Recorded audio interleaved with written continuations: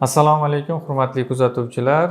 Bugun biz savol-javob rubrikasini boshlaymiz. Bizni YouTube'dagi kuzatuvchilarimiz, bemorlarimiz orqali kelgan savollarga imkon qadar javob berishga harakat qilamiz. Kuzatib boring. Doktor, 6 yoshli qizimni tishi tushmasdan tagidan yana tish chiqyapti. Nima qilsa bo'ladi? Bu ko'pincha frontal, ya'ni oldidagi tishlari bo'lsa kerak, menimcha. O'zi oldidagi frontal tishlarimiz, markaziy tishlarimiz 7 yoshda chiqishni boshlaydi.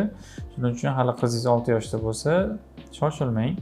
Ko'pincha tishlar til tomonidan chiqib, sekin-sekin tilda bosimini hisobiga, til uni itargani hisobiga oldinga surilib boradi va sut tishlari ularga o'rnini bo'shatib beradi. Agar imkoni bo'lsa, ortodont bilan bir maslahat qiling, ko'rsating. O'shanda yana ham tushunarli yechim bo'ladi. Keyingi savolga o'tamiz. Assalomu alaykum doktor, eylaynerning taxminiy narxini ayta olasizmi? Shunga qarab imkoniyatimizni qilib borar edik deb yozibdilar. Taxminiy narxi agar bitta dona eylayner bo'lsa, 600 ming so'mga aylanadi.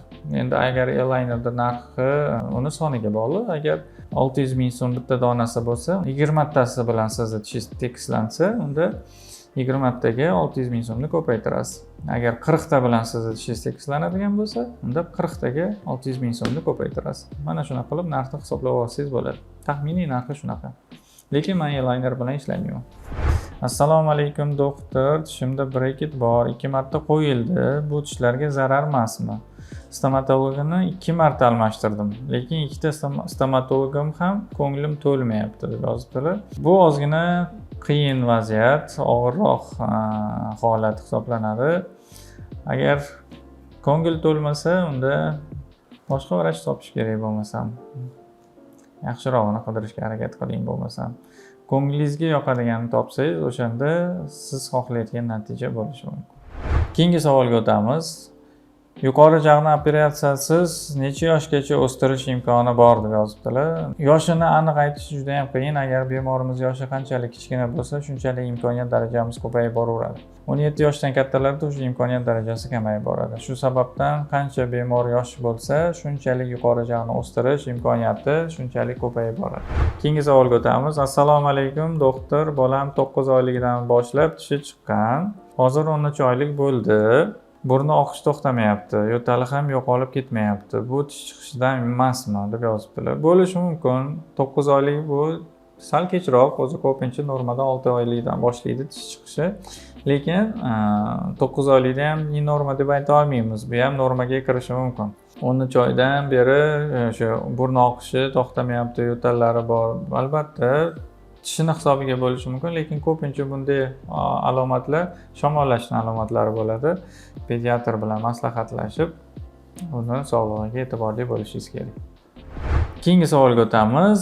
Men 20 yoshman, pastki jag'im qiyshiq, operatsiya qilishi kerakmi? Esnashda qiynalaman, ba'zida og'zim qiyshayib qotib qoladi. 20 yoshda bo'lsangiz operatsiya qilsa bo'ladi. Pastki jag'ni qiyshiqlik ikkita sababli bo'lishi mumkin. Birinchisi bu ikki xil o'sish, ya'ni nosimetrik o'sish. Bir tomoni normaga nisbatan uzunroq yoki norma, ikkinchi tomoni normaga nisbatan kamroq bo'lishi mumkin. Mana shunaqa holatlarda pastki jag'ni to'g'irlash uchun ikkala tomonni norma holatiga olib kelish uchun ko'pincha kesib bir-biriga munosabati to'g'irlanadi. Bu birinchi usuli. Agar pastki jag'ingiz ikkala tomoni ham normada o'sib turib, lekin pastki jag'ni qiyshayishiga yuqori jag'ni torligi ham sabab bo'lishi mumkin. Shu sababdan bunaqa holatlarda ko'pincha yuqori jag'ni o'zini kengaytirganda pastki jag' o'zi norma holatiga kelib qoladi. Buni albatta uni diagnostik tahlil qilib, rentgen tekshiruvlardan keyin buni aytish imkoni bo'ladi albatta. Keyingi savolga o'tamiz. Men 29 yoshdaman, tilim tish orasidan chiqib turadi. Nima qilishim kerak? Birinchisi sababi bu tilni razmerini katta bo'lishi. Ya'ni makroglosiya deyiladi. Bu narsa til normaga nisbatan katta bo'ladi. Bu narsa tishlarni va jag'ni kattalashtirishga, o'ziga joy ochish uchun tishlarning orasini ochib tashlaydi. Shu sababdan ko'pincha kulganda, tabassum qilganda tishlarning orasidan til ko'rinib turadi. Og'iz ochib turganda ham til to'la turadi og'iz bo'shlig'ida. Mana shu holatdan ham bilsa bo'ladi. Bu narsani bartaraf qilish uchun tilni razmerini, ya'ni tilni hajmini kichraytirishga to'g'ri keladi. Bunday operatsiyalar qilinadi. Balki O'zbekistonda ham shu narsalar amalga oshirilayotgandir. Meni hozircha undan xabarim yo'q. Ikkinchi sababi bor. Ikkinchi sabablardan biri bu tishlarni ma'lum bir qismini yo'qligi, shu sababdan tishlarning surilishi va ularning orasini ochilishini hisobiga va tishlarning hajmini kichkina bo'lishini hisobiga tishlarning orasi ochiq turadi. Shu sababdan til ichkarida ko'rinadi. Buni yopish yo'li faqatgina shu tishning orasini yopish yoki tishni hajmini kattalashtirish bilan bog'liq. Tishni orasini yopish uchun breketdan foydalanamiz. Tishni hajmini kattalashtirish uchun restavratsion plombalar, vinirlar, koronkalardan foydalanish mumkin bo'ladi. Keyingi savolga o'tamiz.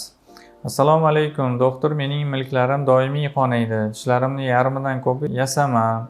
Uy sharoitida davolasa bo'ladimi? Xo'p, albatta uy sharoitida davolash imkoniyati bor, faqatgina bu o'sha tabiiy malhamlardan yoki tuzli suv, romashka, shalfiy, qora duba har xil giyohlardan foydalangan holda chayish imkoniyati bor va tishni 2 mahal, 3 mahal yuvishdan iborat bo'ladi.